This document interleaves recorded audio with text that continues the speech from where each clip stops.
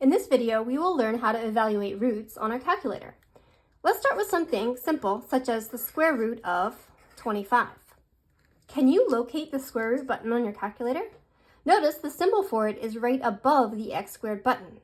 To get to any of these functions that are above the actual button, we need to use the second function. So let's type in second and then x squared. Notice when we do that, the square root icon appears. So now we have the square root, then we can hit 25. So if you press enter, notice we get 5. Let's try this again. Again, we're going to hit the second button, then we hit this x squared button, and then let's do the square root of, let's say, 9. So we can see that the square root of 9 is 3.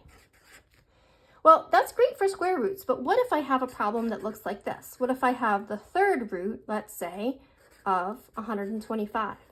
How can I do that?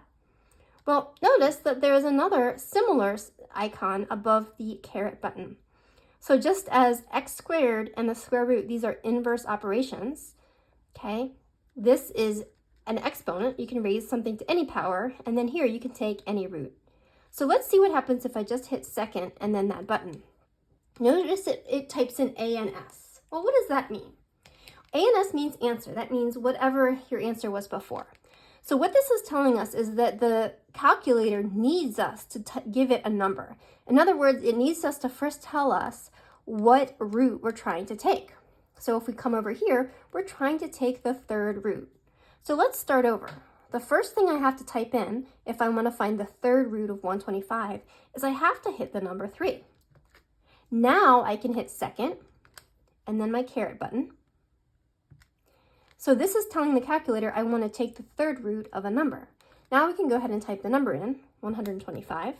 You can close the parentheses or not, it shouldn't matter. It should give you 5. Okay, so we've used the calculator to evaluate the third root of 125. Let's try another problem. What if we want to find the fourth root of, let's say 16. What is the fourth root of 16? So again, if we just try to hit second and then caret, notice that there's the ANS appears, right? Again, that's answer. That's the calculator looking for a number because we failed to give it a number. So we have to start over. We have to hit 4, and then we hit second, caret, 16. So again, this is telling the calculator, please find the fourth root of 16. Okay, and of course the answer is 2. All right, let's do one more. What if we want to find the fifth root of 32? What is that? So again, remember, the first thing you have to tell the calculator is what root we want to take, which is 5. So we're going to hit 5, then we hit the second button, then we hit the caret button, and then we type in 32. So the fifth root of 32 is 2. So that's how you can find both square roots and higher roots using this calculator.